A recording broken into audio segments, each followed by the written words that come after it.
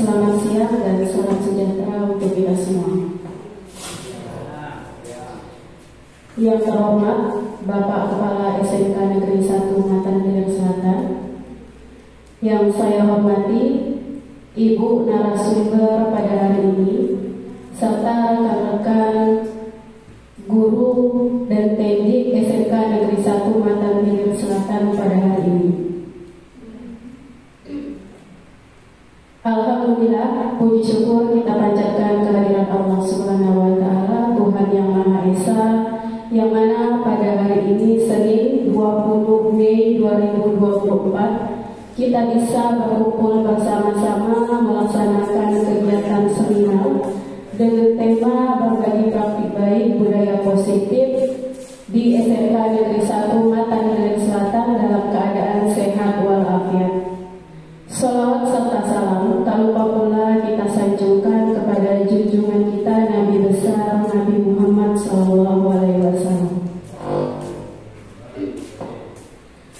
Baiklah, saya selaku MC sekaligus moderator kegiatan hari ini akan membacakan susunan acara. Acara pertama yaitu pembukaan, acara kedua menyanyikan lagu Indonesia Raya, acara ketiga sambutan dari Kepala SMK Negeri 1 Matan Gilir Selatan, acara keempat pembacaan doa. Untuk memulai acara pada hari ini, marilah bersama-sama kita membuka dengan melapaskan basmalah.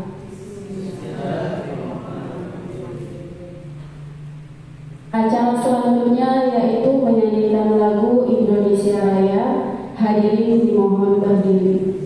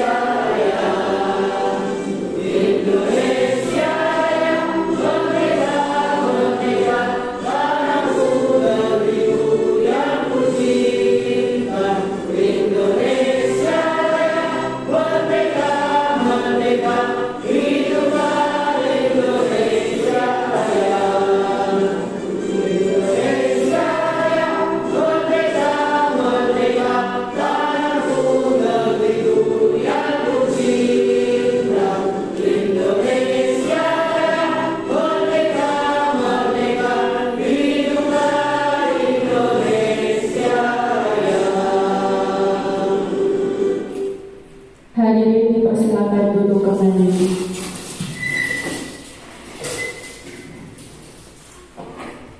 Acara selanjutnya yaitu sambutan dari Kepala SMK Negeri 1 Matan Gilir Selatan kepada Bapak Israel Saul Monggareng Pengel SPI. Disilakan. Baik, terima kasih. Pertama-tama patut kita panjatkan puji dan syukur kehadirat Tuhan yang Maha Kuasa, yang oleh karena kasih sayang dan pertolongannya pada saat ini kita boleh sama-sama ada di ruangan seminar ini sehubungan dengan kita akan melaksanakan kegiatan seminar sesuai undangan yang berjudul Seminar Berbagi Praktik Baik Budaya Positif, yang nanti akan dilaksanakan, yang akan dibawakan oleh Wasana dalam komunitas belajar SMK Negeri 1 Kepada Bapak Ibu sekalian yang saya hormati, kesempatan ini merupakan satu hal yang sangat baik di dalam rangka meningkatkan kompetensi kita sekaligus mewujudkan program pendidikan nasional, salah satunya adalah peningkatan guru penggerak. Saya sebagai kepala sekolah menyampaikan untuk kita sama-sama belajar, memanfaatkan kesempatan seminar ini dengan baik, dan sangat berharap hasil yang didapatkan ini dapat kita terapkan kepada siswa kita.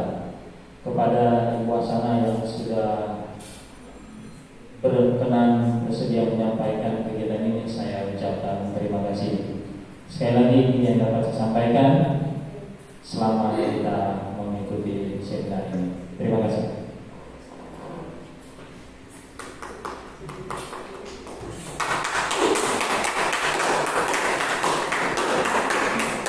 Terima kasih kepada Bapak Kepala Sekolah yang telah memberikan sambutan. Acara selanjutnya yaitu pembacaan doa yang dipimpin oleh Bapak Soeharto. Kepada Bapak disilakan.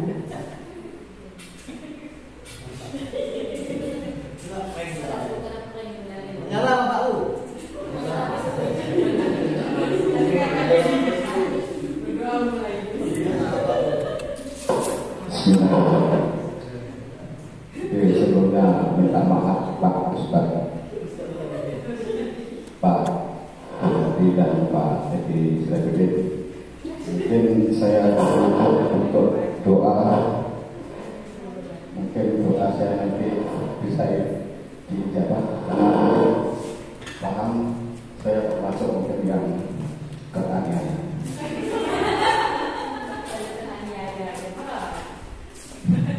Kalian karena dengan keaniayaan tetap. Jadi untuk doa saat ini untuk yang muslim kami untuk memimpin, dan untuk yang berbeda agama silakan untuk kepercayaan dan masing-masing. Saudara, alhamdulillah alhamdulillah rabbil alamin hamdan syakirin hamdan imin hamdan mahmudin majid ya rabbana alhamdulillah rabbil alamin Allahumma shalli ala Muhammad wa ala sayyidina Muhammad. Ya Allah, ya Rabbi, bilang nasihat Muhammadiyah. Atau terima kasih ya Allah yang sebesar-besarnya dan maka segala rahmat nikmat rezeki dan selamat yang telah melimpahkan kepada kami semua di sini ya Allah. Ya Allah, ya Rabbi yang Maha Besar.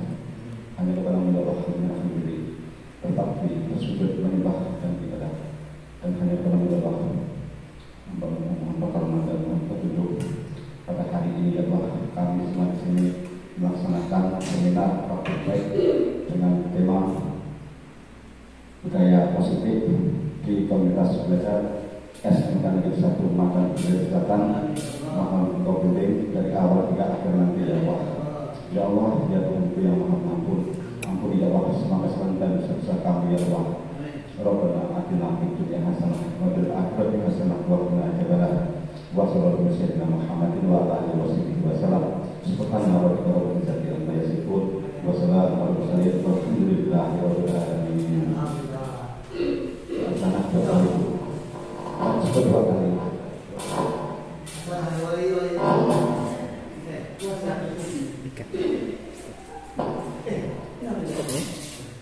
Terima kasih, maka berakhirlah acara pembukaan budaya positif seminar pada hari ini.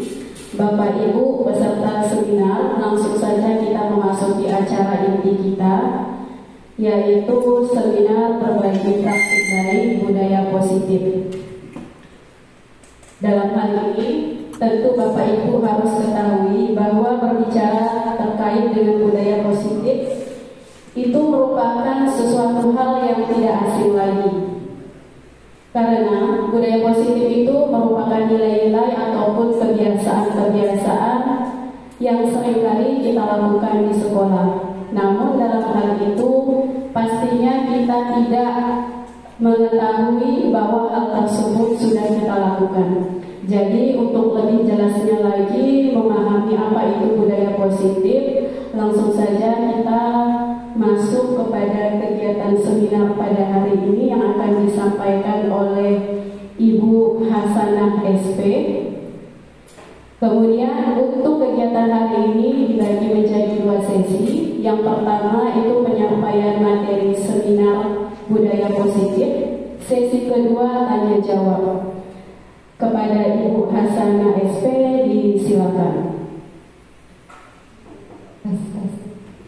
Bismillahirrahmanirrahim. Assalamualaikum warahmatullahi wabarakatuh. Alhamdulillah rabbil alamin wa bihi nasta'in wa ala umuri dunya wa din wa ala alihi wasallam.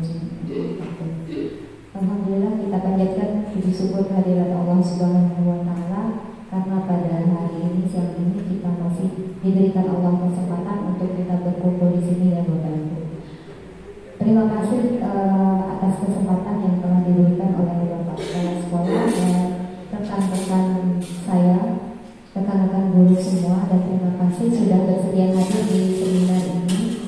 Sebelumnya saya sampaikan Bapak Ibu bahwasannya seminar ini sebenarnya ada 3 tujuan pokok kita. Yang pertama itu adalah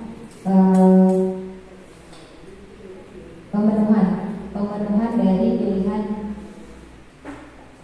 pimpinan atau kepala sekolah kita pada PMM. Kemudian yang kedua, desiminasi calon guru penggerak Tekokmusi yang saya ikuti di angkatan 10. Kemudian yang ketiga, pemenuhan Bapak dan Ibu Dewan Guru dalam pemilihan kinerja di PMM, khususnya di kompetensi.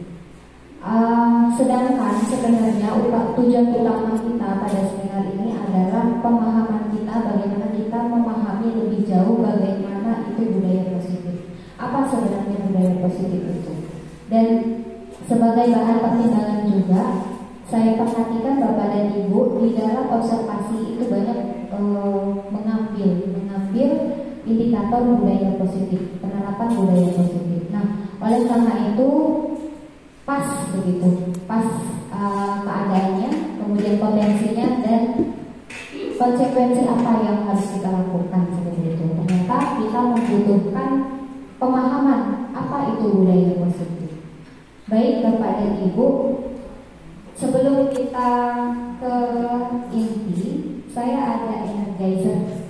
Nggak apa-apa energizer Bapak Ibu walaupun di tengah hari, nggak apa-apa ya. Silakan Bapak Ibu ikuti.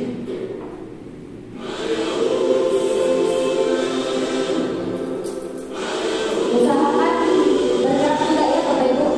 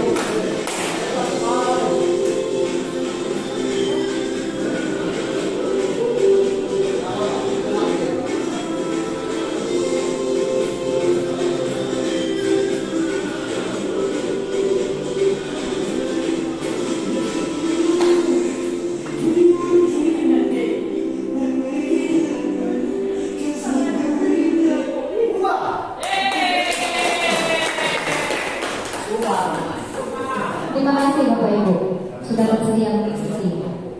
Saya izin saya Bapak Ibu. Jadi keceplosan share screen karena saya sering memfasilitasi TGP itu pakai online, jadi share screen. Baik Bapak Ibu, tidak perlu perkenalan ya Bapak Ibu ya. Izin berdiri.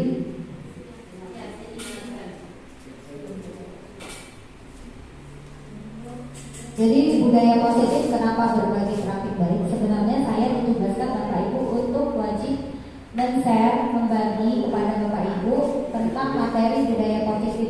Jadi kalau di dalam program guru penggerak, budaya positif ini ada di modul 1.4. Jadi satu modul, banyak sekali isinya Bapak Ibu. Jadi nanti bagi yang sudah menjalani seperti kita sudah paham ini ya Bapak Ibu. Positif itu ada 6 bagian yang mesti dipelajari di pendidikan guru penggerak. Jadi ada langkah-langkahnya Bapak Ibu, bagaimana budaya positif itu bisa kita terapkan. Untuk yang pertama itu ada disiplin positif dan nilai-nilai kebajikan universal. Sebenarnya ini adalah istilah baru, tapi sebenarnya penerapannya itu tidak baru Bapak Ibu. Kemudian yang kedua ada teori motivasi, hukuman, penghargaan, dan restitusi. Selanjutnya ada keyakinan kelas. Nah, keyakinan kelas ini yang agak heboh gitu ya. Ketika kita mau observasi kemarin, Bapak Ibu banyak mengambil indikator budaya positif, itu ada keyakinan kelas. Seperti apa sih keyakinan kelas? Atau kalau saya menggunakannya itu kalau di kelas dengan bahasa kesepakatan kelas atau kesepakatan sekolah atau kesepakatan belajar, itu sama saja dengan keyakinan kelas. Tapi nanti seperti apa keyakinan kelas yang benar itu bisa kita sama-sama lihat. Kemudian ada kebutuhan dasar manusia dan dunia berkualitas. Restitusi ini ada 2 bagian. Yang pertama 5 posisi kontrol dan segitiga restitusi. Kalau bahasa restitusi ini agak baru ya Bapak Ibu, dan saya pun baru mengenal ketika ada di pendidikan guru penggerak. Gini Bapak Ibu, ini disiplin positif dan nilai-nilai kebajikan universal di bagian yang pertama. Ini berdasarkan ahli yang bernama William Glasser dalam kontrol teori atau choice theory. Jadi sebenarnya Bapak Ibu bisa Bapak Ibu perhatikan di depan ini ada 4. Ini menurut William ya Bapak Ibu, bahwasannya ilusi guru mengontrol murid. Jadi sebenarnya kita mengontrol murid itu hanyalah ilusi kalau menurut beliau. Kemudian yang kedua, kritik dan membuat orang merasa bersalah dapat menguatkan karakter. Menurut beliau, ternyata kritik itu tidak menguatkan karakter, itu hanya sebagai ilusi. Kemudian yang ketiga, bahwasanya semua penguatan positif efektif dan bermanfaat. Biasanya kita mengetahui kalau kita memberikan penguatan positif, penguatan itu akan efektif begitu. Ternyata itu hanya ilusi. Kemudian orang dewasa memiliki hak untuk memaksa. Nah ini yang kita pahami sebelumnya itu Bapak Ibu kalau di kehidupan kita sehari-hari lah seperti itu ya, bahwasanya orang dewasa itu bisa memaksa. Oh ternyata menurut William itu hanya ilusi. Saya lanjutkan. Bagaimana seseorang bisa berubah dari paradigma stimulus respon kepada pendekatan teori kontrol? Ini masih teori-teori Bapak Ibu.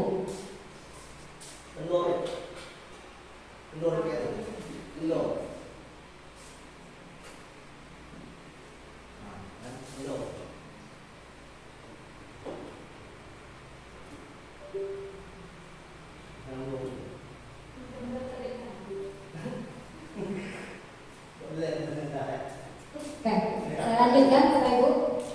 Bila kita ingin membuat kemajuan perlahan, sedikit-sedikit ubahlah sikap atau perilaku Anda. Jadi begini Bapak Ibu, jadi kalau kita ingin maju, kita pasti sedikit-sedikit itu merubah sikap atau perilaku kita. Ketika kita ingin maju ke depan, itu pasti kita melangkah kan Bapak Ibu. Tidak ada orang yang mau maju tapi tetap di tempat. Secara logika saja Ketika kita akan maju, kita pasti melangkah begitu. Kemudian, namun bila kita ingin memperbaiki cara-cara utama kita, maka kita perlu mengubah kerangka ajuan kita. Jadi pola pikir kita itu sebenarnya Bapak Ibu. Jadi ubahlah bagaimana Anda melihat dunia, bagaimana Anda berpikir tentang manusia. Ubahlah paradigma Anda, skema pemahaman dan penjelasan aspek-aspek tertentu tentang realitas. Jadi ini masih teori banget Bapak Ibu, tidak perlu saya kupas di sini. Nanti akan banyak kita kupas ketika di aksi nyata atau penerapannya seperti apa. Nah ini Bapak Ibu. Jadi dalam rangka menciptakan lingkungan positif, jadi ketika berbicara budaya positif Bapak Ibu, itu kita menginginkan budaya yang ada di sekolah itu tetap positif kan Bapak Ibu? Kita berharap sekolah kita itu menjadi tempat yang paling positif untuk kita dan peserta didik kita. Akan tetapi budaya positif itu akan tercipta ketika lingkungan itu positif juga Bapak Ibu. Budaya positif itu tidak akan kita capai ketika lingkungan itu tidak positif. Gitu. Suatu budaya akan tertanam ke anak didik kita ketika kita memberikan lingkungan yang positif juga kepada anak. Ini menurut ini Bapak Ibu, menurut teorinya seperti itu. Kemudian salah satu strategi yang perlu kita tinjau kembali adalah penerapan disiplin di sekolah. Nah, ketika kita ingin memberikan lingkungan yang positif, mau tidak mau kita harus memberikan disiplin positif. Jadi antara disiplin positif, lingkungan positif itu akan membentuk budaya yang positif. Begitu. Bagaimana caranya? Sangat-sangat perlu diperjuangkan Bapak Ibu. Gitu. Kemudian disiplin positif yang merupakan unsur utama dalam terwujudnya budaya positif. Jadi budaya positif itu akan tercapai atau kita rasakan ketika disiplin positif itu kita lakukan. Seperti apa disiplin positif Bapak? Kalau dengan kata-kata disiplin yang tertanam di pikiran kita apa Bapak? Tepat waktu, hukuman, tertib, itu ngikutin aturan itu ya. Kalau sebelumnya kita tertanam tuh disiplin tuh pokoknya tuh keras lah, itu ya enggak? Kalau saya pribadi kayak gitu dulu Bapak. Kalau dengan kata disiplin, wah ini harus ikut aturan. Nah ternyata selanjutnya ini Bapak Ibu, disiplin itu sebenarnya tidak identik dengan kekerasan. Jadi kita buang jauh dulu dan tidak bisa sekaligus ya Bapak Ibu ya, untuk memahami atau menerapkan ini kita tidak bisa sekaligus karena kita sudah punya pemahaman sebelumnya soalnya. Begitu. Tapi kita yakinkan bahwasannya disiplin itu tidak identik dengan kekerasan. Kemudian disiplin diri dapat membuat seseorang menggali potensinya menuju kepada sebuah tujuan. Ini maksudnya disiplin itu ditanamkan ke dalam diri kita sendiri dulu. Begitu. Ketika kita menyadari bahwa disiplin itu penting untuk diri kita, kita akan mudah menularkan atau melaksanakan apapun di luar itu. Begitu juga dengan siswa-siswi kita Bapak Ibu. Jadi ketika kita bisa menanamkan disiplin diri kepada peserta didik, insya Allah peserta didik kita akan enak juga gitu. Tidak mesti begini contohnya. Ketika saya mengikuti pendidikan guru penggerak, motivasi saya dari dalam diri, bukan dari iming-iming karena sertifikat. Contoh seperti itu. Ketika misalkan saya mengikuti pendidikan guru penggerak karena sertifikatnya saja, itu bisa saja saya tidak melakukan seperti ini Bapak Ibu. Untuk apa saya mau berbagi? Udah ada foto, udah kirim, selesai tugas. Itu artinya saya tidak mendisiplinkan diri saya. Tapi karena saya mengikuti apapun itu karena kemauan dari dalam diri, disiplin dalam diri saya mau berbagi untuk Bapak Ibu. Itu. Atau misalkan contoh ketika Bapak Ibu jangan jauh-jauh lah ya. Misalkan kalau ada razia, pakai helm, ya kan? Kenapa Bapak Ibu pakai helm? Kira-kira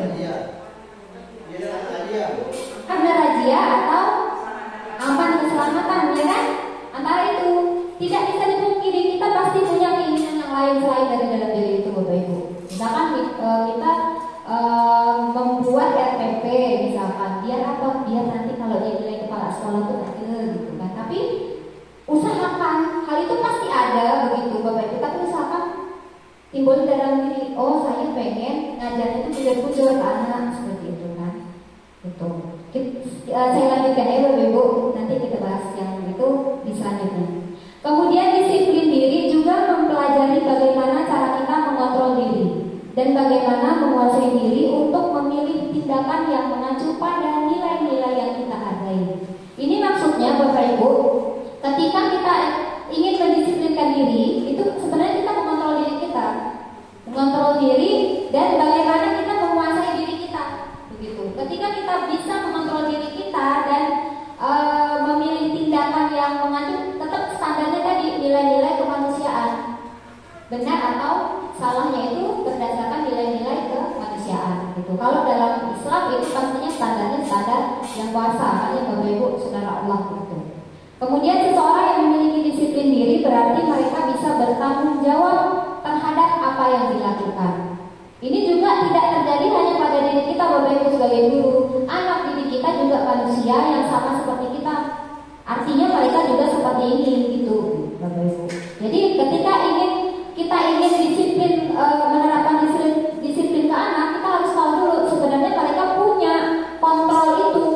Jadi bagaimana cara kita untuk memandu mereka agar bisa mengontrol dirinya sendiri dulu, begitu.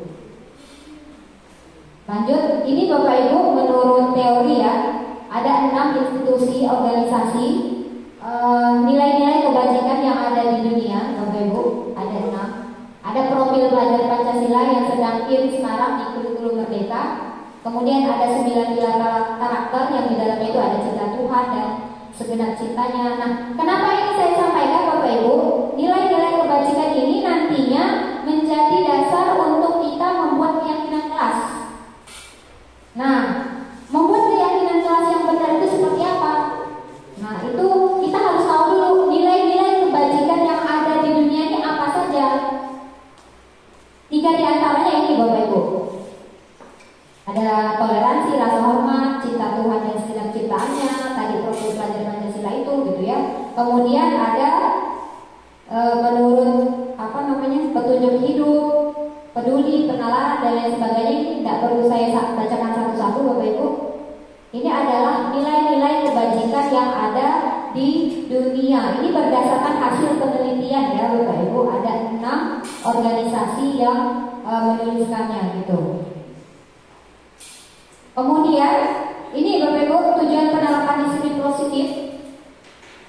Sebenarnya penerapan disiplin positif itu tujuannya agar terbentuk murid-murid yang berkarakter, berdisiplin, santun, jujur, peduli, bertanggung jawab dan merupakan pembelajar sepanjang hayat sesuai dengan standar kompetensi lulusan yang diharapkan. Ini juga tidak hanya sekedar karakter saja ya Bapak Ibu, tapi ini juga pemenuhan dari standar kompetensi lulusan. Mungkin Bapak Ibu sudah pernah membaca ya standar kompetensi lulusan di SMK seperti apa. Itu pastinya di dalamnya ada santun, jujur, disiplin, begitu. Kemudian dalam rangka menciptakan lingkungan yang positif, maka setiap warga sekolah dan pemangku kepentingan perlu saling mendukung, menghayati dan menerapkan nilai-nilai kebajikan yang telah disepakati bersama. Ini artinya apa Bapak Ibu? Ketika kita ingin menerapkan budaya positif dalam artian disiplin, ketika kita ingin anak-anak murid kita disiplin, itu tidak bisa sendirian Bapak Ibu. Kita butuh kolaborasi atau kerja sama, begitu. Tidak hanya Pak Sarif saja begitu yang punya tugas itu, tidak, tapi kita bersama punya tugas yang sama untuk mendisiplinkan anak didik kita, tapi dengan catatan, dengan hati yang senang.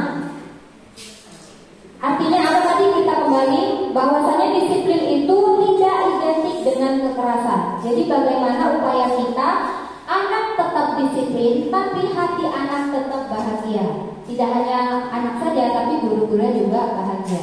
Nah, itu adalah PR kita bersama Bapak Ibu. Makanya di sini kita perlu kerjasama atau kolaborasi.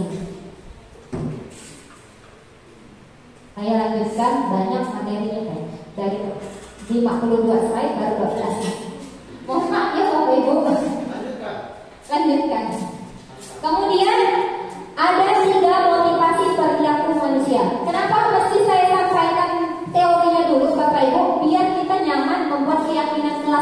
itu seperti apa? Itu tujuannya.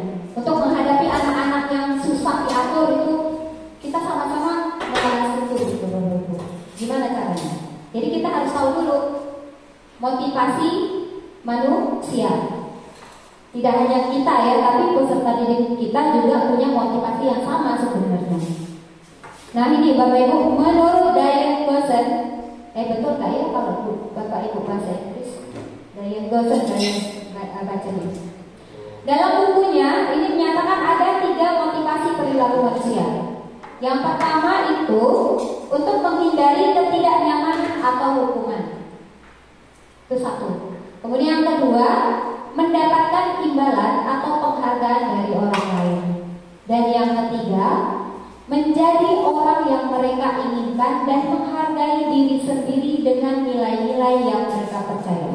Jadi ini adalah 3 motivasi dalam diri manusia. Yang manakah kita itu? Kadang semuanya masuk ya Bapak Ibu. Kadang kita melakukan sesuatu ingin dilihat orang atau dihargai orang lain. Pernah kan Bapak Ibu seperti itu? Kalau saya pribadi pernah. Kemudian untuk menghindari ketidaknyamanan pernah. Nah anak didik kita juga sama Bapak Ibu, juga seperti ini. Kemudian yang ketiga, selanjutnya dihukum oleh penghargaan. Nah ini banyak perbedaan ya Bapak Ibu, perbedaan pendapat. Tapi kalau ini saya sampaikan berdasarkan yang sudah diteliti oleh para ahli, bahwasannya penghargaan itu bisa menjadi hukuman bagi anak didik kita. Apalagi hukuman, begitu kan? Penghargaan saja sebenarnya bisa menjadi hukuman. Begitu. Nah ini ada hasil-hasil penelitian ya Bapak Ibu, ada banyak di sini bahwasanya pengaruh jangka pendek dan jangka panjang. Sebenarnya penghargaan itu boleh-boleh saja Bapak Ibu, tapi penghargaan itu hanya bisa dalam jangka pendek, tidak dalam jangka panjang. Misalkan peserta didik kita agar di awal biasanya kalau saya pribadi Bapak Ibu, kalau di kelas itu biasanya sering bilang ini, nanti siapa yang mau ikut yang belajarnya bagus dapat ini gitu. Pernah nggak Bapak Ibu kayak gitu? Kalau saya pernah, jujur begitu. Biar apa? Maksud saya itu biar anak-anak itu ikut gitu, biar tertib seperti itu. Apalagi kalau dalam praktek, nanti kalau praktek yang terbaik akan dapat ini gitu. Itu jadi semangat. Ternyata saya kurang tepat Bapak Ibu. Tapi boleh-boleh saja dilakukan. Dengan cara gimana Bapak Ibu? Dengan cara kita ngasih penghargaan itu tidak di awal disebutkan, tapi prosesnya dulu. Nanti di akhir ketika sudah selesai yang terbaik ini gitu. Tapi itu juga tidak tepat juga sebenarnya, tapi boleh-boleh saja dilakukan. Kemudian penghargaan itu tidak efektif. Kemudian penghargaan merusak hubungan. Bisa ya Bapak Ibu, ketika misalkan ada lomba, misalkan ada perlombaan saja kan, nanti kalau ada yang curang dan dia menang itu pasti ini karena ini kayak gitu. Ini menurut hasil penelitian dari Bapak Ibu, bukan menurut saya. Tapi di kehidupan nyata pernah saya temukan seperti itu. Kemudian penghargaan mengurangi ketepatan. Ini juga hasil penelitian. Nanti bisa Bapak Ibu baca lagi kalau mau berkenan, kalau tidak apa-apa. Kemudian penghargaan menurunkan kualitas. Kadang ketika mendapatkan penghargaan rajin gitu kan, tapi ketika tidak lagi berkurang. Itu maksudnya. Penghargaan mematikan kreativitas. Penghargaan menghukum motivasi dari dalam diri.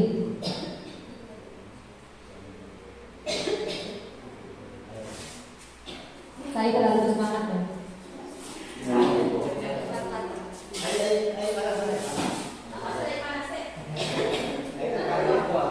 Nah, hasil penelitian ini berdasarkan hasil penelitian dari Yayasan Pendidikan Luhur Foundation tahun 2006. Terima kasih.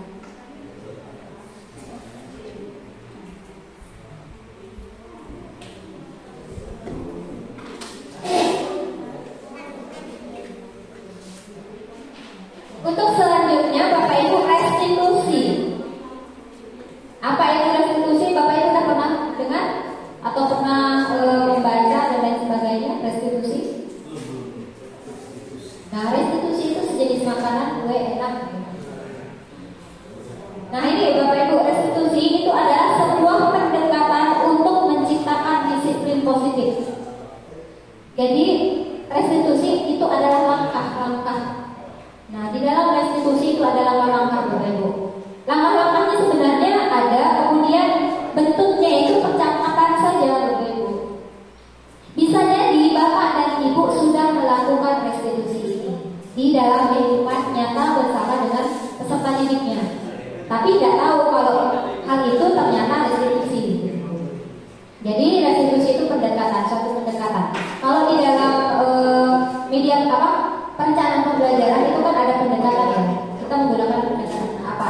Jadi ketika kita ingin menerapkan budaya positif itu ada pendekatan yang bisa kita gunakan, yaitu restitusi. Nah, restitusi itu adalah proses menciptakan kondisi bagi murid untuk memperbaiki kesalahan mereka. Ini menurut dosen ya. Sehingga mereka bisa kembali pada kelompok mereka dengan karakter yang lebih kuat. Kadang ketika kita menemui anak-anak atau peserta didik kita melakukan kesalahan, Bapak Ibu, itu kan kita marah-marah ya. Pasti kita marah-marah. Dan nanti akhirnya apa? Ada perubahan tidak? Kadang enggak gitu. Nah, itu ada yang apa gitu kan? Berarti ada yang kurang begitu.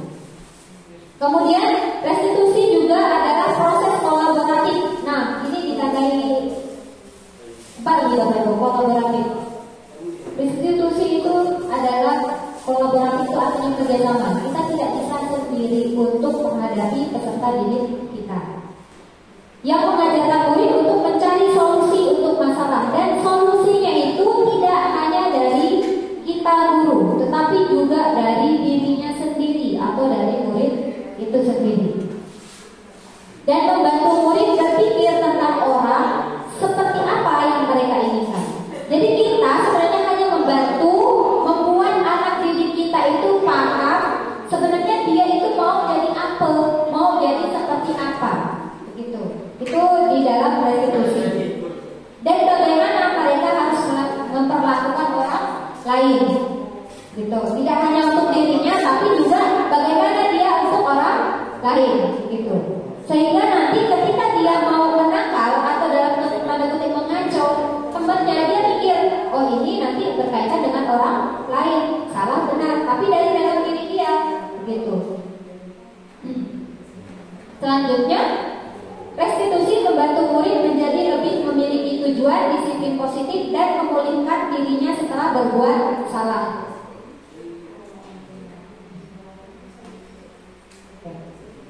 Nah, ini Bapak Ibu tadi yang saya singgung. Mengapa kita memiliki peraturan tentang penggunaan helm pada saat mengendarai kendaraan roda 2 atau motor? Kemungkinan pertanyaan ini jawabannya untuk keselamatan. Gitu. Kemudian, mengapa kita memiliki peraturan tentang penggunaan masker dan mencuci tangan setiap saat? Pasti jawabannya salah satunya untuk kesehatan atau keselamatan. Ini adalah nilai-nilai kebajikan universal yang ada di dunia yang kita sama-sama meyakini, tidak terlepas tidak terikat oleh agama apapun, tapi tetap bisa diakui bagi agama apapun. Keselamatan itu ada di agama apapun kan Bapak Ibu. Itulah sebabnya keselamatan, kerjasama dan lain sebagainya itu termasuk dalam kebajikan universal.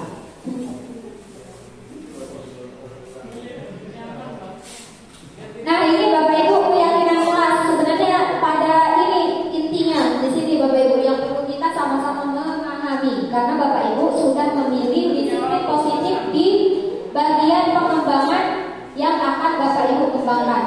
Indikator ya, indikator yang ingin Bapak Ibu kembangkan.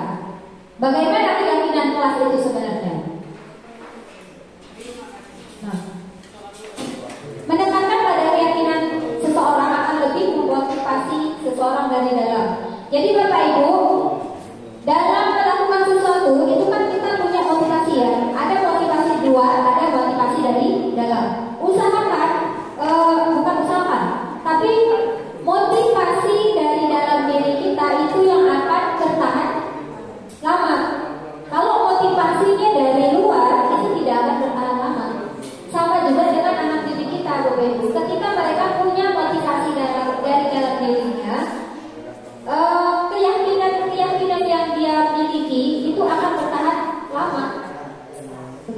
dibanding bujukan dari luar atau motivasi dari luar. Kemudian nilai-nilai kebajikan yang dapat menjadi landasan kita dalam membuat suatu keyakinan kelas. Jadi sebelum membuat keyakinan kelas, kita tahu dulu nilai-nilai kebajikan itu apa saja. Ini tahap-tahapnya Bapak Ibu. Jadi dalam menciptakan program kebajikan atau keyakinan kelas, ini tahap-tahapnya. Yang pertama itu lihat dulu daftar kebajikan itu yang disusun bersama apa. Kalau penerapan di sekolah atau di kelas, kita tunjukkan dulu kepada murid-murid kita kebajikan yang ada di dunia ini apa-apa, atau nilai-nilai kemanusiaan yang kita yakini apa saja, seperti itu. Atau dengan gaya kita masing-masing lah di kelas, kita tanyakan dulu kepada anak didik kita, nilai-nilai kemanusiaan yang kalian pahami apa saja. Oh, misalnya menghormati orang lain. Nah, misalkan tanggung jawab dan lain sebagainya. Nah, itu mereka kita pemantik dulu, kita kasih pemantik dulu ke mereka, gitu. Kemudian yang kedua, belum kedua, dibuat daftarnya nanti. Kalau secara teknisnya kita bagikan kertas kecil, kita bagikan ke anak-anak, tuliskan apa saja kebajikan yang kalian yakini, begitu. Kemudian yang kedua, tentukan nilai-nilai kebajikan yang ingin dijadikan perhatian utama. Dari sekian banyak nilai-nilai kemanusiaan itu kan banyak. Nanti dipilih yang yang bisa diterapkan di kelas itu yang mana saja. Tapi pilihan dari peserta didik, bukan dari kita yang tentukan. Kita hanya sama-sama menyepakati saja, gitu. Nah, setelah itu sempurnakan beberapa dasar nilai kebajikan yang utama, bahas kembali dalam kelompok utama. Nanti setelah mereka udah pilih dari KTMPLK, kita diskusi bersama kira-kira yang mana nih yang akan kita laksanakan di kelas kita. Kemudian baru dibuat poster atau muat di sosial media dan lain sebagainya. Itu tergantung kreativitas gurunya atau berdasarkan hasil kesepakatan. Gitu Bapak Ibu. Nah, apa beda keyakinan kelas dengan peraturan kelas? Ada yang bisa ada yang bisa jawab Bapak Ibu? Apa beda keyakinan kelas dengan peraturan kelas? Kadang kita agak hampir sama ya. Kayaknya sama ya Pak. Saya juga dulunya kata dirinya nih udah membuat keyakinan kelas, padahal itu masih peraturan sebenarnya. Tapi semakin banyak jam terbang, itu kita semakin paham. Oh, keyakinan kelas tuh ini, kalau peraturan kelas tuh ini. Jadi kalau keyakinan kelas itu sifatnya abstrak, tidak spesifik dia, masih universal. Kalau peraturan kelas misalnya tidak boleh memakai sepatu di dalam kelas, itu peraturan Bapak Ibu. Kasih spesifik ya. Kalau di keyakinan kelas ini masih umum ya, masih universal lah gitu. Gitu. Kemudian pernyataan keyakinan kelas senantiasa dibuat dalam bentuk positif.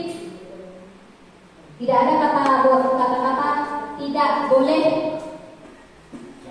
Tidak boleh mengganggu teman. Kita rubah jadi kata positif apa? Nah, Bapak Ibu yang bahasa Indonesia atau dari bahasa. Tidak boleh mengganggu teman. Diganti kata positifnya jadi apa?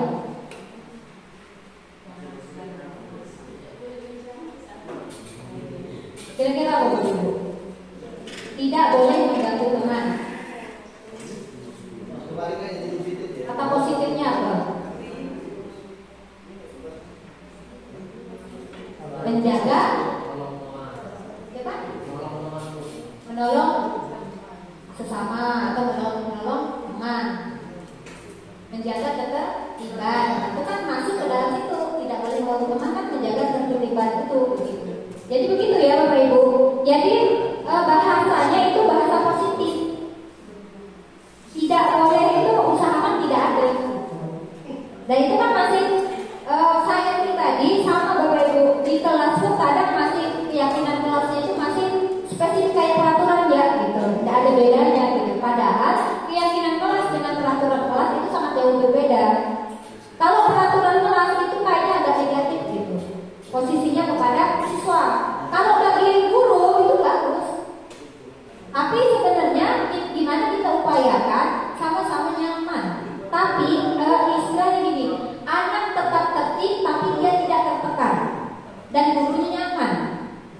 Gimana caranya? Dalam bahasa juga bisa dipilih, dalam tahapannya juga bisa kita olah. Memang tidak mudah ya Bapak Ibu dalam membuat keyakinan kelas. Kayaknya sih enteng gitu, tapi sebenarnya tidak mudah bagi saya lah terutama untuk mencobanya. Dari kelas 1 kemarin, dari pertama saya masuk ke sekolah sini, saya sudah coba tuh. Oh ternyata gini. Oh semakin saya memahami bagaimana keyakinan kelas, sedikit-sedikit saya ubah. Awalnya memang tak kayak tata tertib ya gitu. Padahal keyakinan kelas itu bukan tata tertib, tapi sama-sama diyakini itu baik untuk guru, untuk siswa dan sekolah. Kemudian keyakinan kelas hendaknya tidak terlalu banyak. Walaupun kalau misalkan dijabarkan itu jadi rentetannya banyak spesifik gitu. Tapi sudah diwakili oleh satu kata. Tadi contohnya menjaga ketertiban. Itu kan banyak yang dimasuk ke situ.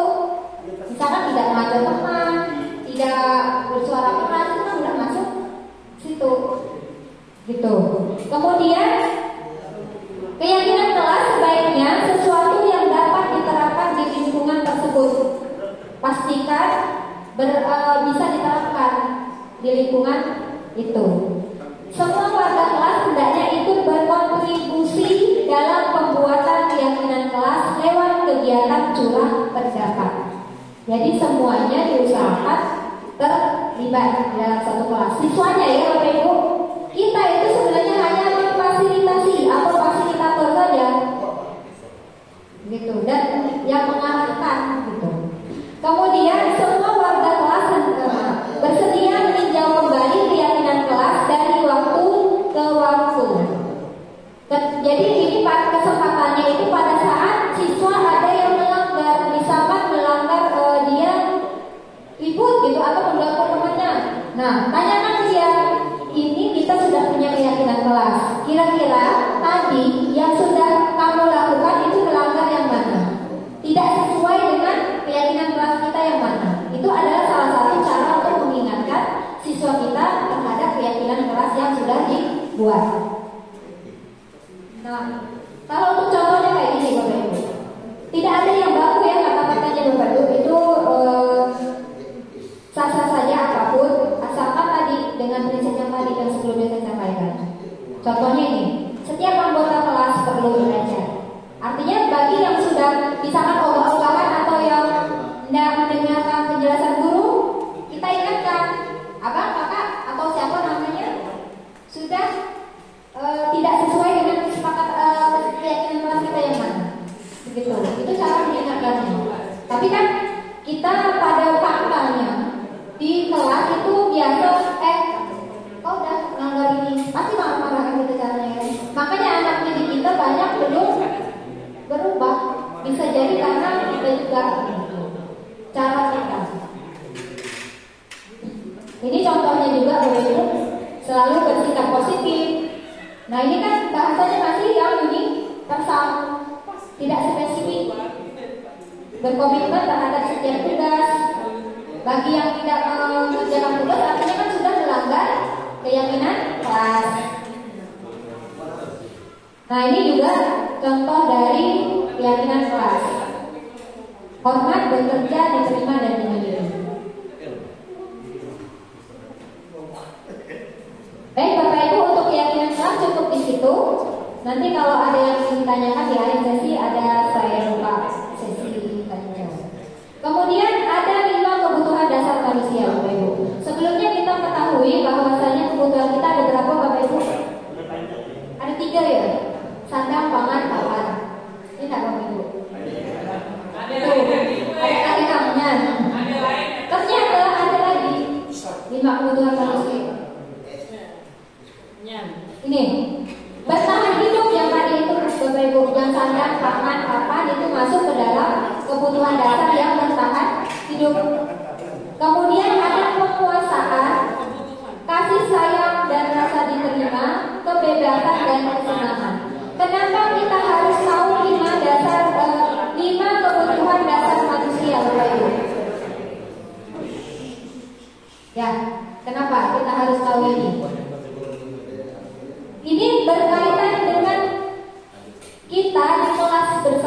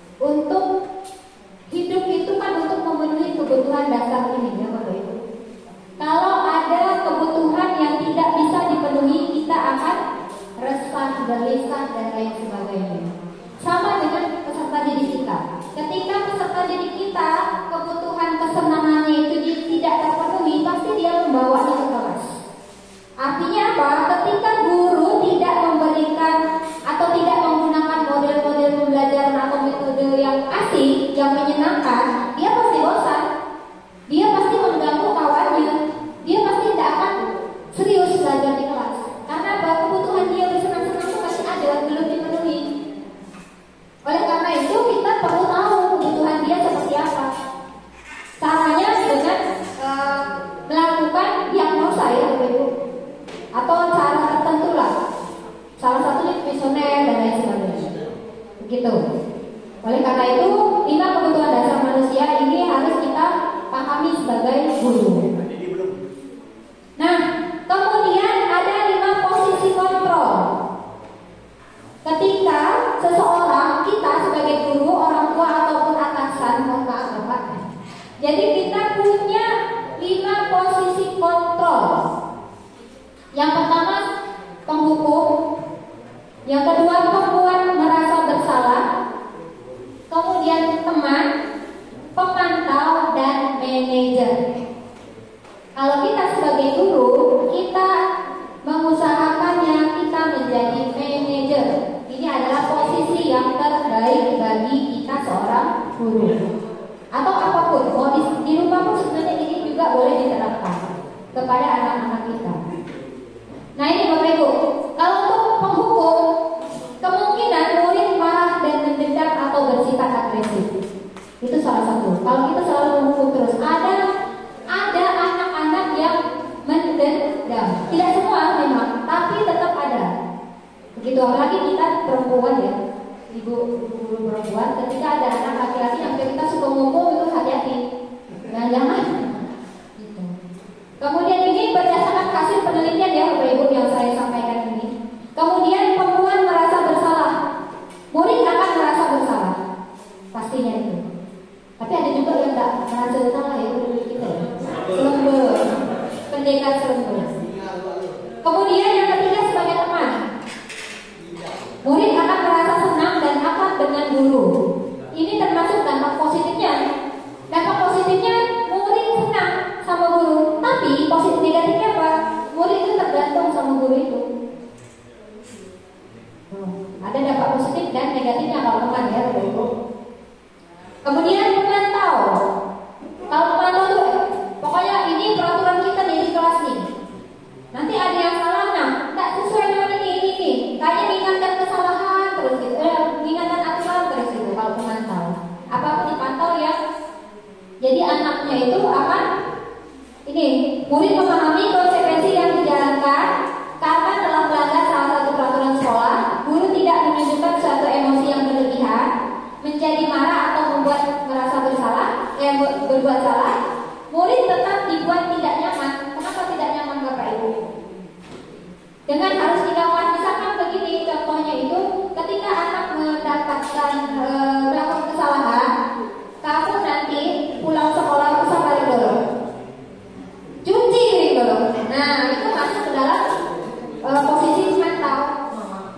Anak-anak kira-kira ada merasa tidak nyamannya sebenarnya gitu. Karena dia apa? Dia harus pulang lebih lama dari teman-temannya. Kemudian kalau manajer tanggung jawab pada murid untuk mencari jalan keluar permasalahannya, tentu dengan bimbingan guru. Jadi anak yang diberikan keleluasan untuk mencari solusi. Nah ini ada video Bapak Ibu. Ini contoh dari posisi kontrol, 5 posisi kontrol. Silakan Bapak Ibu amati. Ini posisi penghukum.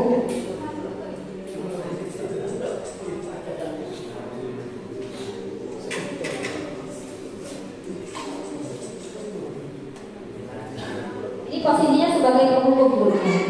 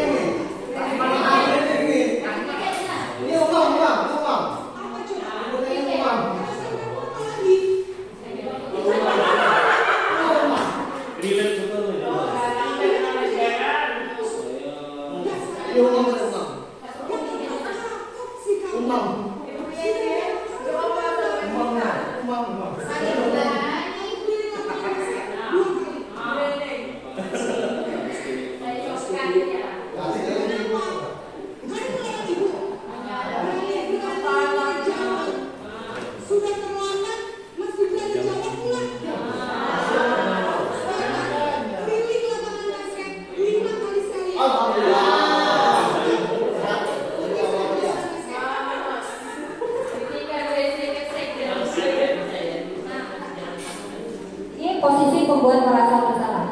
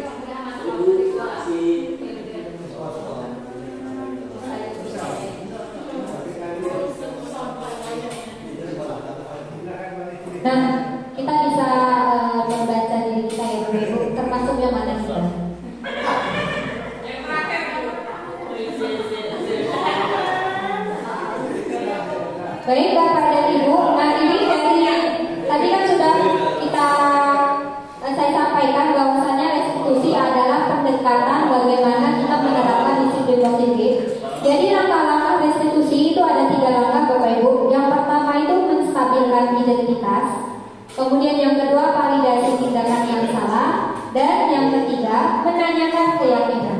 Nah ini adalah 3 langkah dalam restitusi. Maksudnya apa Bapak Ibu? Ketika ada anak didik kita yang melakukan kesalahan, kalau ingin ideal, begitu, 3 langkah ini kita lakukan agar kita tahu pasti apa penyebabnya. Sebenarnya Bapak Ibu, anak didik kita yang melakukan kesalahan tidak semuanya itu dari diri dia. Artinya bukan kemauan dia.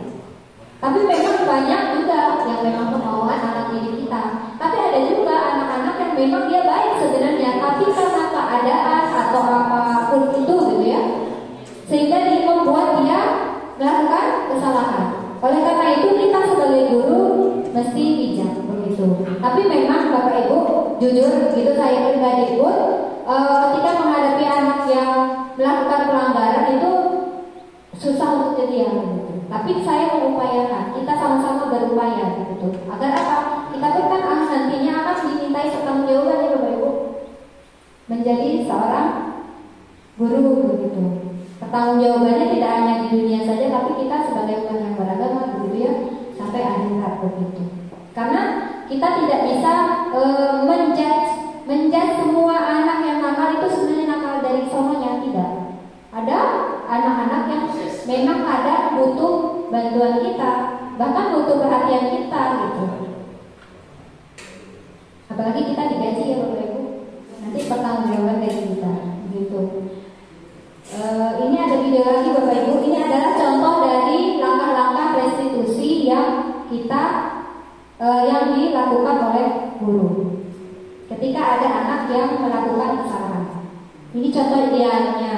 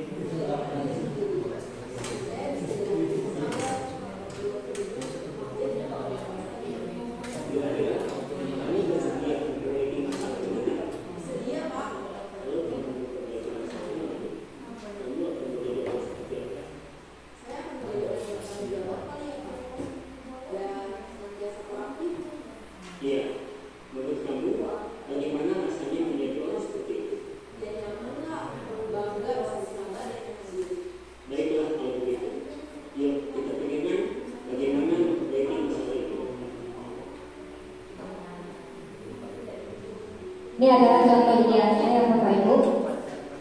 Meskipun dalam dunia nyata kadang kebanyakan sulit ya, tapi tidak ada yang tidak mungkin Bapak Ibu.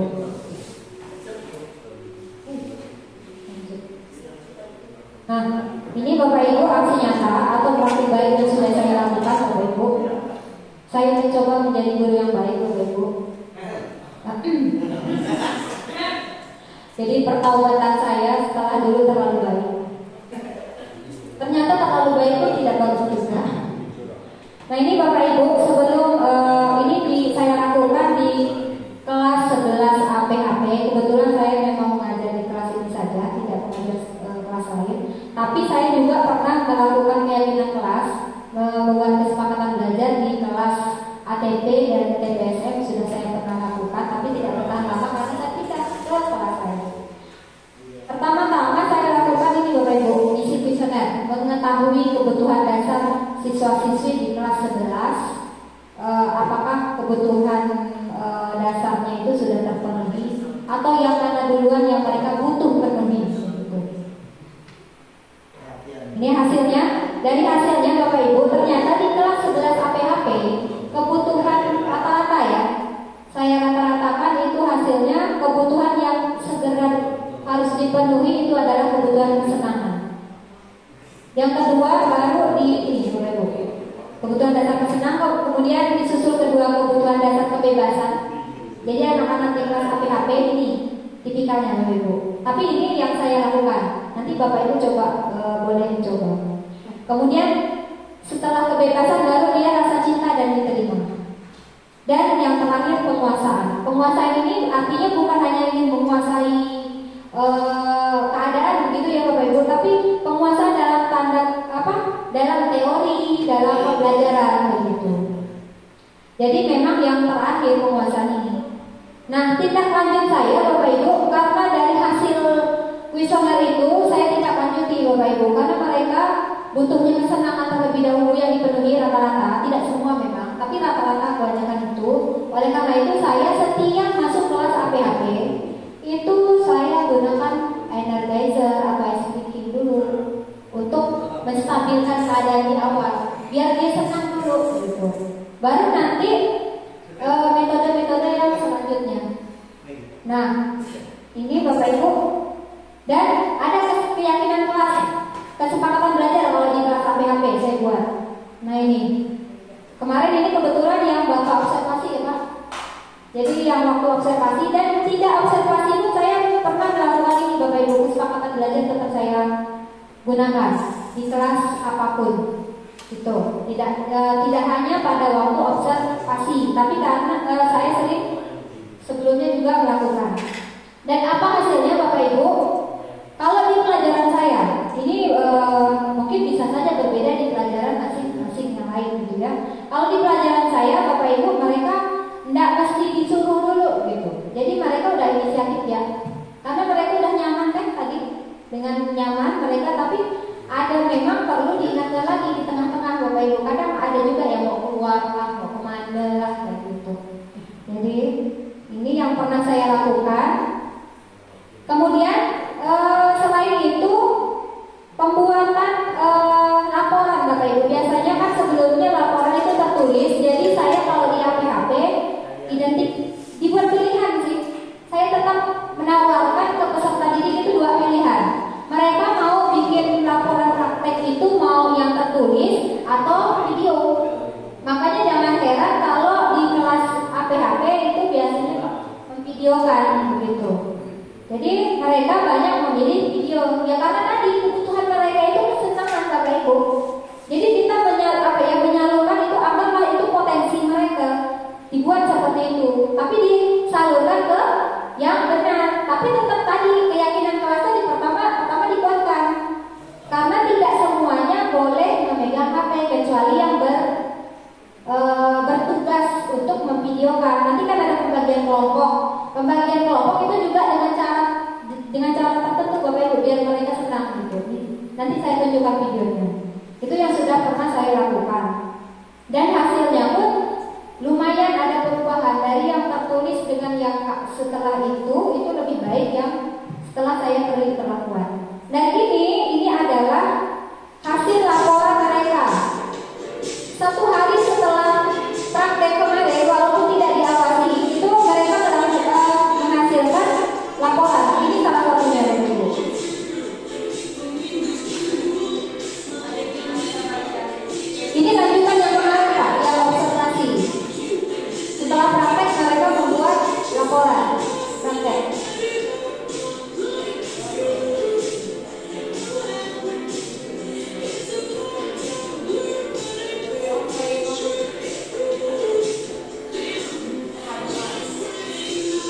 oleh karena ini Bapak Ibu kemarin saya berharap cari parutan, tapi akhirnya pakai parutan manual.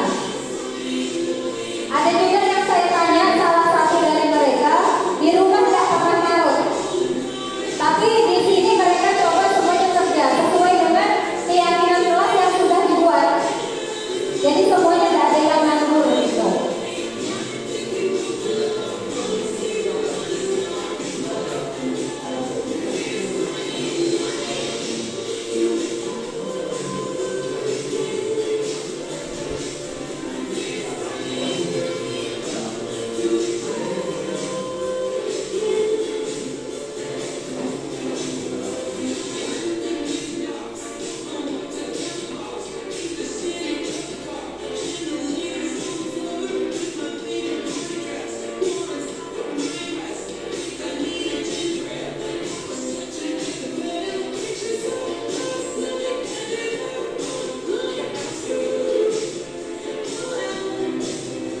Nah ini PCO yang sudah jadi produknya ada di lab.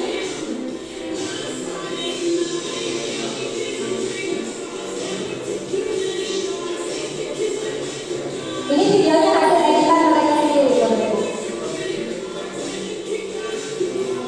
Sekian, terima kasih. Nah, saya sebenarnya agak bangga sedikit ya Bapak Ibu. Ternyata di balik mereka yang susah untuk memahami pembelajaran, ada sisi-sisi positif yang bisa kita ambil potensi mereka. Jadi kita tidak terlarut dengan kekurangan mereka, tapi kelebihan yang kita tonjolkan. Begitu kalau prinsip saya. Sesuai dengan yang sudah saya pelajari. Nah ini Bapak Ibu, proses pembelajaran di kelas, pembuatan keyakinan kelas ya. Ini pernah saya lakukan waktu PPL.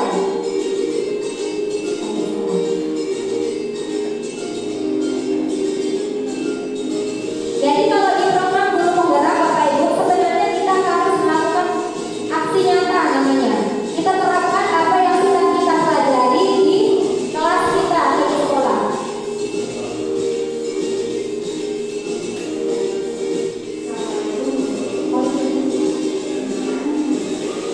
Dan ini tidak jadi saya kumpulkan waktu PPL, karena videonya mesti pakai baju putih hitam yang harus dikumpulkan. Jadi ini hanya untuk dokumentasi sekolah dan pribadi saya. Tapi ini di dalam proses pembelajaran ini mereka juga menggunakan keyakinan kelas juga diterapkan gitu. Nah ini pembuatan kesepakatan belajarnya Bapak Ibu dari mereka dan untuk mereka juga. Jadi saya sebagai guru hanya mensahkannya atau memandu mereka saja.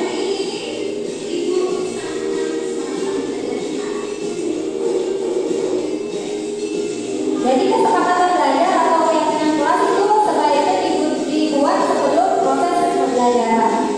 Kalau di sekolah itu sebenarnya di awal tahun pembelajaran, terutama untuk wali kelas.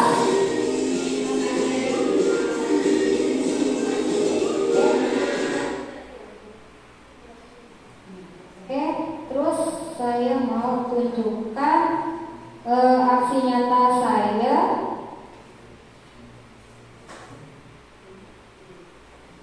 Ini ketika Bapak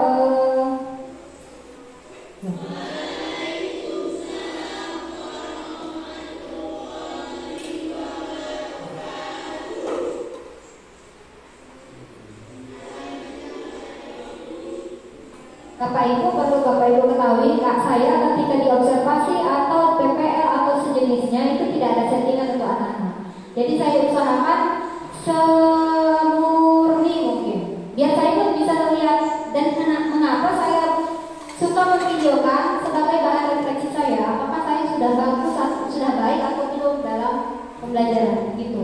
Jadi untuk kedepannya bisa diperbaiki gitu. Tidak hanya ketika mau dinilai bagus-bagus gitu kan, tapi disesuaikan. Setiap mengajar diusahakan lah maksimal gitu. Ya saya cepatkan ya.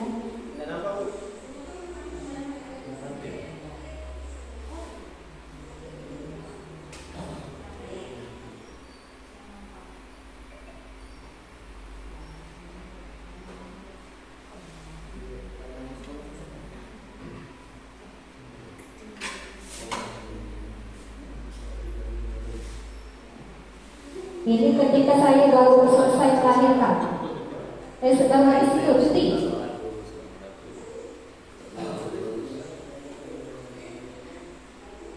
Ini cara mengetahui potensi anak Bapak Ibu juga bisa pakai angket. Jadi sebelum belajar kita tahu keadaan mereka kayak apa.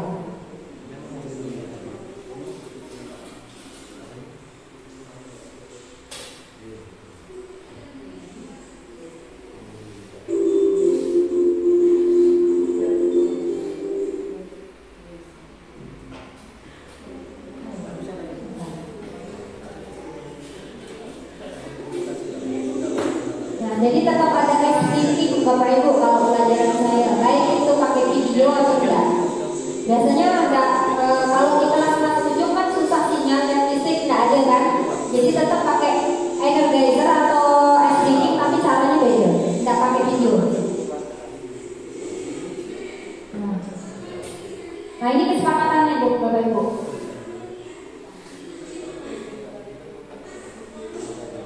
Kesepakatan belajar kalau saya di kelas.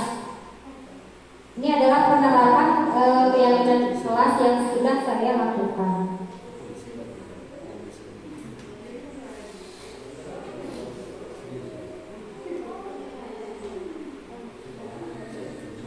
Nah ini saya masih hilap dulu, masih ada kata tidak. Karena udah lama belum terlalu memahami seperti apa keyakinan kelas. Nah ini.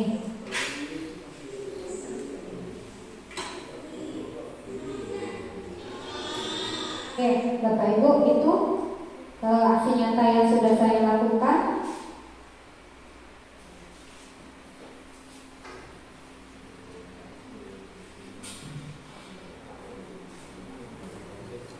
Nah, saya ada kuesioner Bapak Ibu, mohon kiranya untuk Bapak Ibu mengisi. Tidak susah sebenarnya, tinggal pilih ya. Sesuai, tidak sesuai anak-anak. Ini ingin melihat kebutuhan dasar Bapak dan Ibu yang harus dipenuhi terlebih dahulu yang mana. Nanti bisa Bapak Ibu hitung kebutuhan dasar Bapak dan Ibu. Apakah kasih sayang dulu yang harus dipenuhi atau penguasaan atau yang tiga yang lain. Caranya tinggal dibaca, pilih, nanti dihitung. Penghitungannya itu 1 sampai 10, kemudian 11 sampai 20, 21 sampai 30, 31 sampai 40. Dan mohon maaf Bapak, ini sebenarnya kuesioner ini bisa kepala sekolah gunakan untuk membuat program sesuai dengan kebutuhan Bapak Ibu guru di sekolah. Misalkan nanti hasil akhirnya rata-rata di bagian kasih sayang mungkin yang perlu dipenuhi kepada guru-guru yang ada. Nah berarti bisa Bapak membuat program kasih sayang sejenisnya gitu. Atau programnya penguasaan bisa ke pemenuhan seperti pelatihan dan lain sebagainya. Baik Bapak Ibu, karena sudah kata thank you artinya sudah selesai materi yang bisa saya sampaikan Bapak Ibu. Untuk kuesioner bisa sambil berjalan dan untuk tanya jawab nanti setelah ini. Sekian dari saya Bapak Ibu, jika ada kekurangan mohon dimaafkan. Saya akhiri. Assalamualaikum warahmatullahi wabarakatuh.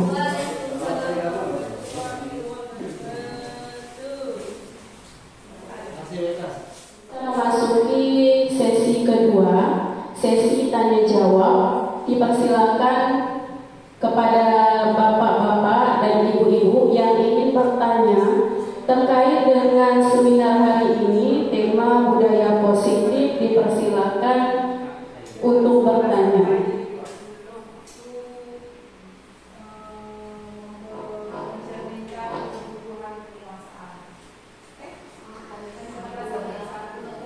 Silakan Bapak Ibu yang ingin bertanya.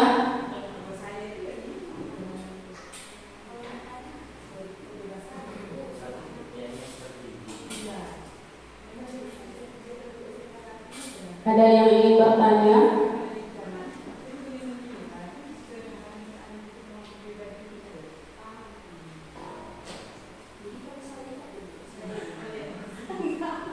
Silakan hari ini.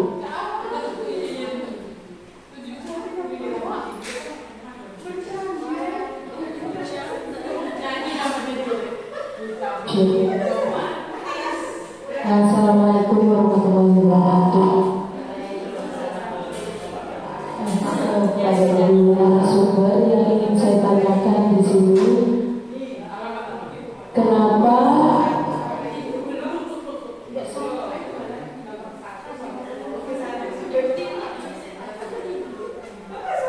jadi narasumber yang ingin saya tanyakan di sini, kenapa di dalam penerapan budaya positif itu tidak boleh menggunakan kata seperti tidak boleh, kemudian jangan, padahal kan menurut saya kata-kata itu udah biasa tersampaikan, diucapkan setiap hari gitu. Kenapa di dalam penerapan budaya positif ini tidak sudah dilarang mengucapkan kata-kata tersebut? Terima kasih.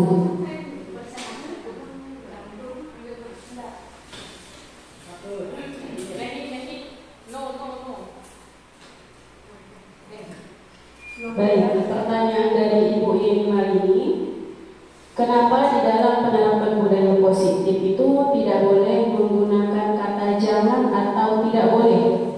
Nah, pertanyaannya itu kenapa? Mau ditampung dulu Ibu atau langsung dijawab? Baik, silakan kita tampung terlebih dahulu Bapak Ibu. Bagi yang ingin bertanya, boleh langsung berdiri dan baik.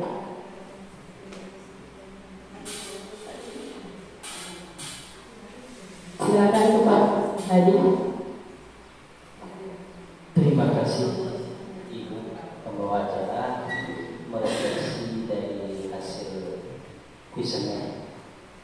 Saya ingin bertanya, bukan berarti saya mengetes atau menguji Ibu, kita sharing aja. Masalahnya di sini tentang budaya positif. Menurut apa yang dipaparkan oleh Ibu tadi, budaya positif itu ada dua faktor intinya, yaitu keyakinan yang pertama, yang kedua adalah aturan atau peraturan. Nah, keyakinan yang bersifat abstrak, di dalamnya akan ada unsur pokok keyakinan itu adalah adanya agama. Jadi, agar muncul suatu aturan itu, maka ada agama. Setelah ada agama, maka dia ada peraturan. Nah, sub atau pokok bahasan yang ada di dalam peraturan itu, yang saya tangkap tadi dari Ibu sana itu ada perintah, larangan, dan anjuran. Kenapa?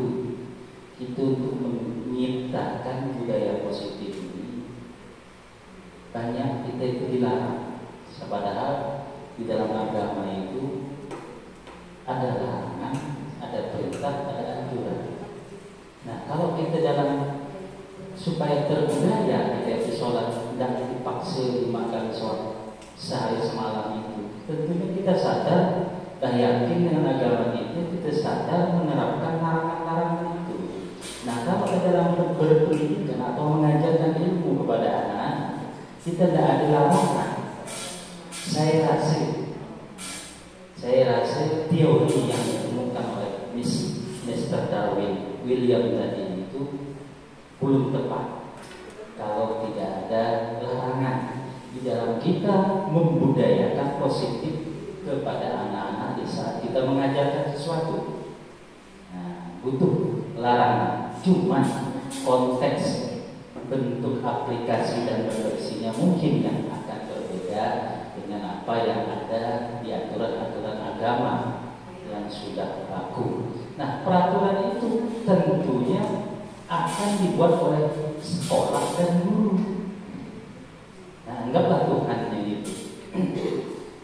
Mereka yakin masuk SMK, kalau nggak ikut aturan, nggak mau dilarang, nggak mau dipotong rambutnya, mana bisa mereka terbudaya untuk berbuat positif.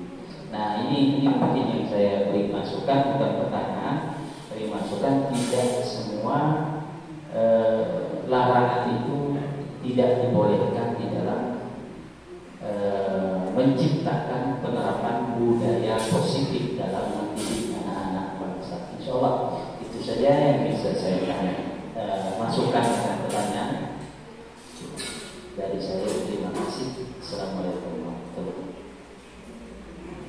Baik, terima kasih kepada Mr. Haji. Mohon maaf Mr. Haji, lagi pertanyaannya, kalau saya tidak salah, kenapa budaya positif itu ada atau larangan itu ada? Begitu.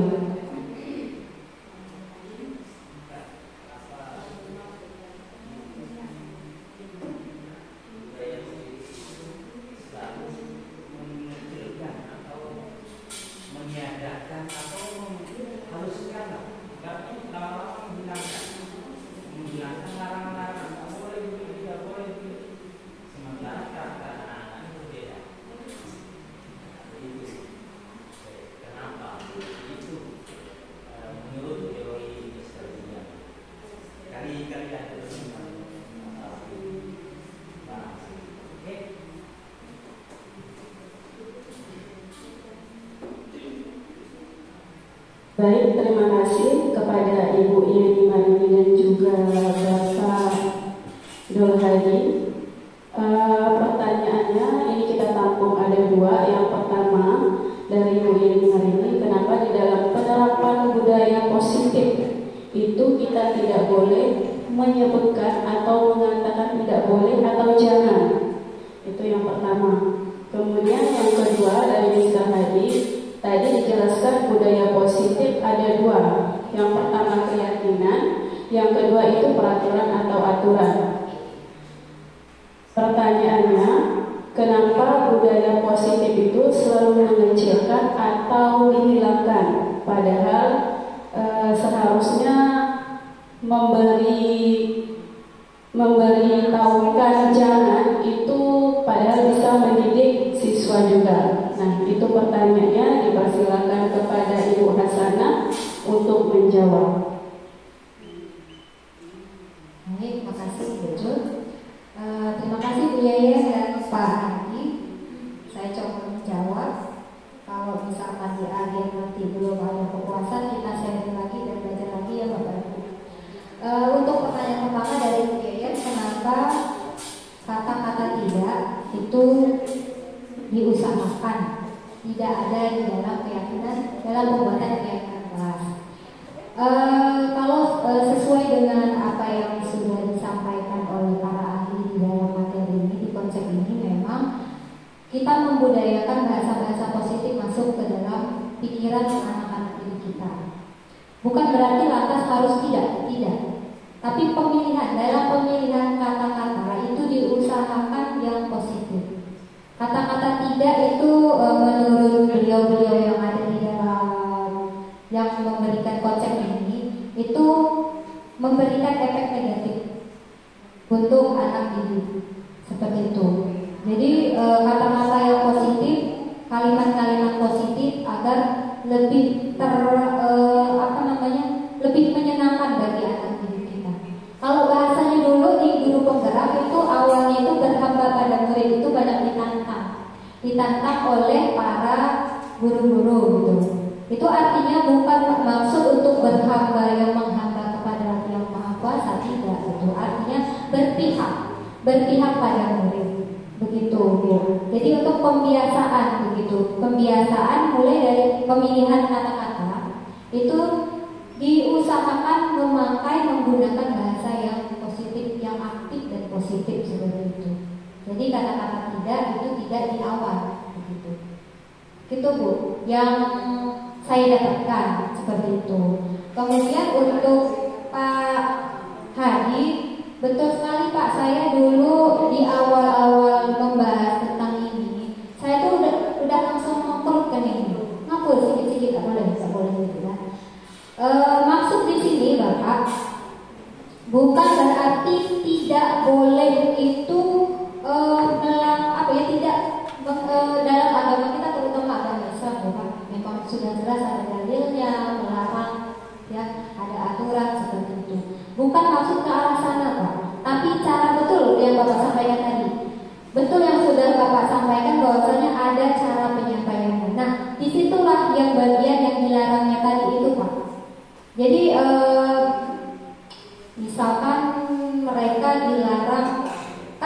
kalau yang bapak kami mungkin kok enggak boleh gitu kan. Artinya yang enggak boleh itu yang cara penyampaiannya ini Pak.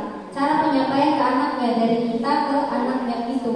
Bukan artinya tidak boleh ada aturan, tidak. Bahkan ini memantapkan aturan yang sudah ada itu, bagaimana cara menyampaikannya itu tanpa menyakiti anak, hati anak seperti itu. Itu adalah wujud dari keberpihakan kita sebagai guru terhadap anak. Bukan berarti menghilangkan aturan itu, bukan berarti tidak boleh ada aturan itu. Bahkan agar anak itu memahami aturan itu sebagai kewajiban diri dia, begitu, dengan cara yang bukan seakan-akan menghukumi anak itu, tidak, tapi dengan kesadaran dia paham bahwa aturan itu diikuti oleh anak itu dengan senyaman mungkin, begitu Pak. Kayak misalkan mau sholat itu memang sudah wajib, gitu ya Pak. Aturannya wajib bagi yang sudah lahir untuk anak, untuk umat Islam gitu. Artinya anak sholat itu melaksanakan sholat bukan karena diatur oleh manusianya. Kalau oleh Allah ya tetap harus diatur seperti itu gitu kan. Tapi maksudnya itu bukan dia melaksanakan sholat ini karena diri dia ingin patuh menjadi hamba yang soleh seperti itu. Bukan karena kena mamanya kalau tidak sholat nanti dipukul. Walaupun dalam Islam kalau udah tidak sholat itu kan boleh dihukum begitu. Tapi artinya menumbuhkan motivasi anak itu dari dalam dirinya dia berbuat sesuatu itu. Dan dia melanggar kesalahan pun dia bisa menyadari kesalahan itu dari dalam diri dia. Agar apa? Agar nanti ketika dia melakukan kesalahan dia menyadari itu salah. Dan dia bisa mengatasi permasalahan dia itu dari dalam diri, dari kemauan diri dia. Itu yang maksud para pemikir-pemikir yang ada di sini. Biar tumbuhnya itu dari dalam diri sendiri gitu. Walaupun tetap kita sebagai guru, orang tua tetap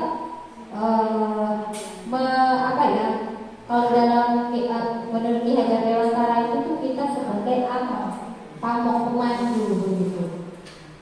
Memandu anak untuk melaksanakan taat kepada aturan seperti itu. Bukan berarti dilarang tidak ada aturan, Pak. Bukan berarti tidak ada aturan, tidak dibolehkan aturan, tidak, tetap ada aturan. Tapi bahasanya, pemilihan bahasa, kemudian penyampaiannya begitu. Itu yang mungkin sedikit saya pahami ya Pak. Nanti kita bisa diskusi lagi. Memang di awal tuh saya udah menurut tuh Pak, pasti itu karena saya paham, saya umat Islam, saya paham panduan kita gitu kan. Masa nggak ada larangan? Oh bukan seperti itu maksudnya. Tapi tetaplah gimana caranya siswa itu paham dengan aturan yang ada, tapi dia merubahnya itu, melakukannya itu dari dalam diri kita. Itu tugas berat sebenarnya kita sebagai guru Bapak Ibu. Jangankan anak didik kita yang masih muda gitu ya, diri kita aja untuk melakukan sesuatu itu kadang masih perlu dimotivasi dari luar gitu. Padahal kalau motivasi dari luar itu kan tidak bisa berlangsung lama, kecuali itu konsisten, kontinu gitu. Nanti kalau perubahannya berubah, peraturannya berubah lagi, atau orang-orang yang menerapkannya berubah lagi. Tapi kalau perubahannya itu memang dari dalam diri maunya, tetap siapapun orangnya, apapun aturannya, tetap dia patuh di situ. Itu sedikit yang bisa saya jawab Pak. Kalau misalkan kurang memuaskan, mohon dimaafkan dan kita belajar bersama. Saya pun masih belajar juga untuk menerapkan itu gitu Pak. Dan saya pun merasa sendiri, saya melakukan apapun saya usahakan dari diri dulu gitu. Kalau udah saya lakukan, ada hasilnya, baru saya berani men-sharing ke kawan-kawan. Sama seperti dulu saya ketika PMM Bapak Ibu, di awal saya baru masuk sini, saya sebenarnya sudah tahu tentang PMM itu. Cuma saya tidak berani karena saya belum melakukan. Setelah saya lakukan baru saya coba sampaikan. Dan yang keyakinan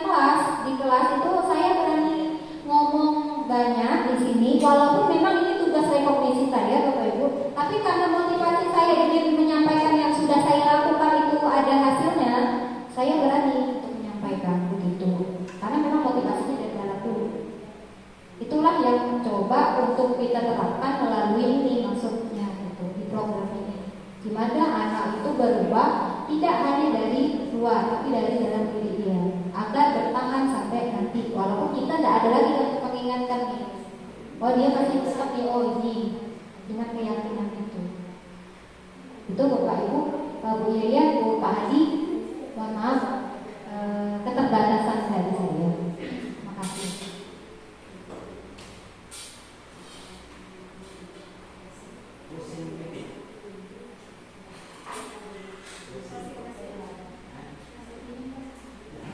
Bagaimana Bu Yeni Marini, Mr. Hadi? Kalau misalnya masih belum merasa dapat dari jawabannya, mungkin bisa didiskusikan di luar forum ini.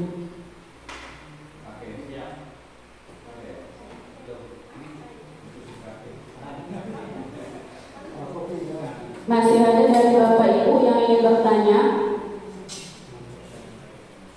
Satu pertanyaan lagi.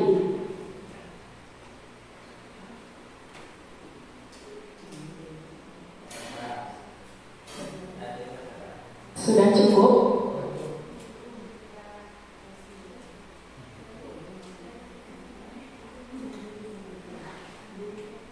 Baik, jika tidak ada yang ingin bertanya lagi, terima kasih kepada Ibu Hasanah atas materi yang telah disampaikan. Semoga dengan materi ini bisa kita implementasikan dalam kegiatan kita sehari-hari. Saya selaku moderator akan menyimpulkan hasil dari seminar pada hari ini. Yang pertama, disiplin positif merupakan unsur utama dalam mewujudkan budaya positif. Kemudian, budaya positif akan tercipta kalau lingkungan kita juga positif. Selanjutnya, disiplin juga dapat kita pelajari bagaimana cara kita mengontrol diri untuk memiliki tindakan yang mengacu pada nilai-nilai yang kita hargai. Seorang yang memiliki disiplin diri berarti bisa bertanggung jawab terhadap apa yang dilakukan. Baik Bapak Ibu, kita beri tepuk tangan terlebih dahulu untuk Ibu Hasanah MSP yang telah menyampaikan materi pada hari ini yang sangat luar biasa. Sekian dari saya selaku moderator dan juga MC. Apabila terdapat kesalahan dan kekeliruan dalam memimpin jalannya seminar pada hari ini, saya mohon maaf. Saya akhiri, wabillahi taufiq wal hidayah. Wassalamualaikum warahmatullahi wabarakatuh. Selamat sore. Bapak Ibu, terima kasih banyak-banyak sudah mengikuti sampai sore. Mohon maaf kalau menunggu waktunya.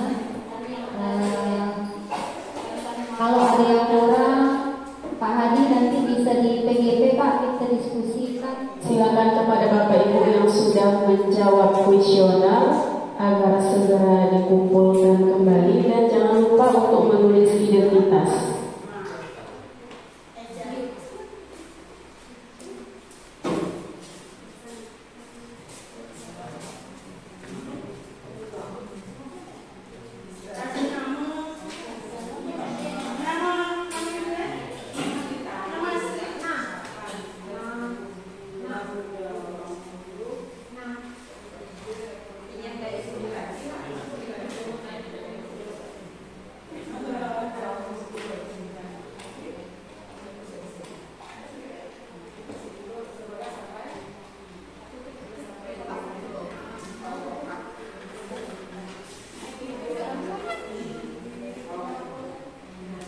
Baik Bapak Ibu, kita lanjutkan kembali. Demikianlah tadi penyampaian materi dari narasumber kita terkait dengan budaya positif. Ternyata hal-hal tersebut itu sebenarnya sudah sering kita lakukan. Hanya saja kita tidak tahu, oh ternyata itu adalah budaya positif yang biasa kita lakukan. Bapak harus ini lulus itu dukung gerak biar enak kita sampai diskusinya. Kalau sama instruktur lebih ini Pak, lebih mantap.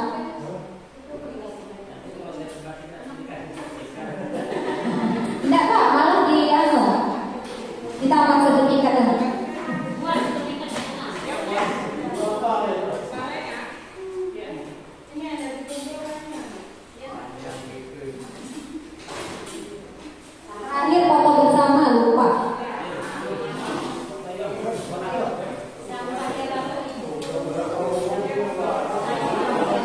Kita